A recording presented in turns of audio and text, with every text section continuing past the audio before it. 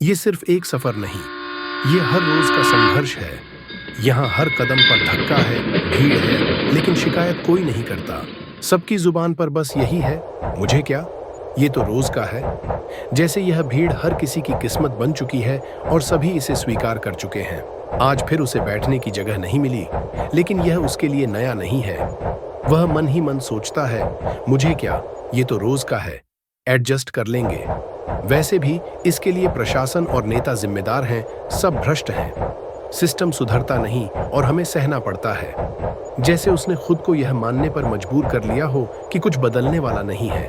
भीड़ में फंसा, सांस लेना भी मुश्किल, लेकिन उसके मन में बस एक ही बात है, मुझे क्या, ये तो रोज का है। मुझे तो ऑफिस पहुंचना है समय पर।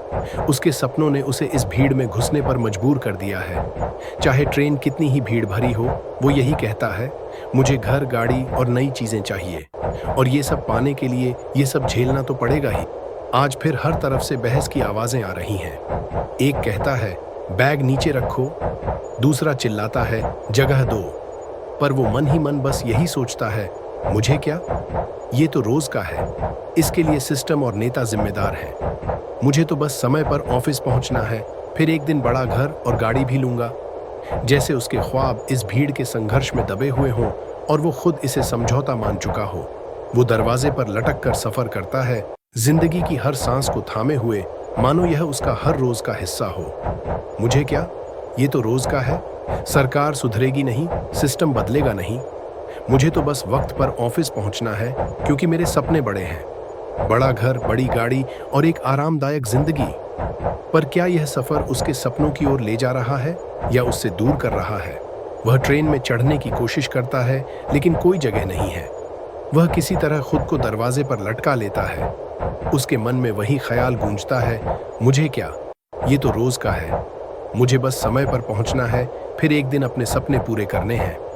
जैसे हर दिन का यह संघर्ष उसकी सफलता का रास्ता है, जो उसे इसे झेलने की हिम्मत देता है।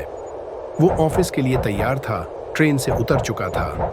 तभी उसका फोन बजा।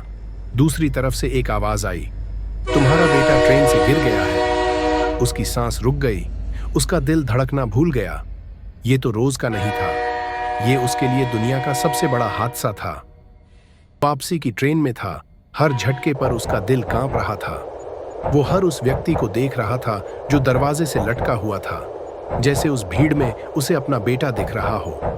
आंखों में आंसू थे, सवाल थे और दिल में दर्द था। क्यों मैं रोज इस भीड़ का हिस्सा बनता रहा?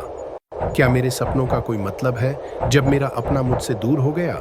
वापसी की ट्रेन में वो देखता है कि एक और व्यक्ति दरवाजे से फिसल कर गिर जाता है। उसकी आंखों में आंसू भर जाते हैं। वो देखता है कि एक और जान इस भीड़ में खो जाती है, जैसे उसकी अपनी जिंदगी उससे फिसल रही हो। उसकी आंखों में आंसू छलक पड़ते हैं, क्योंकि अब उसे समझ आ रहा था कि यह सिर्फ रोज का नहीं है। यह वो कीमत है जो हर दिन कोई ना कोई चुका रहा है। उसके सपनों की चमक फीकी पड़ गई और उसकी आंखों में सवाल थे, क्या वाकई यह सब जरूरी था? क्या मेरे सपनों का कोई मतलब है जब मेरा अपना मेरे साथ नहीं है? आज शायद आप किसी तरह इस हालात में खुद को बचा लेंगे, इस भीड़ और संघर्ष में एक दिन और निकाल लेंगे। लेकिन कल यही स्थिति आपके सामने फिर आएगी, या उससे भी बुरा आपके बच्चों के सामने आएगी। एक समाज के तौर पर हमें अब इस अनदेखी का हिस्सा नहीं बनना चाहिए। क्या हम वाकई अपने बच्चों के लिए एक ऐसा ही दुनिया छोड़ना चाहते हैं?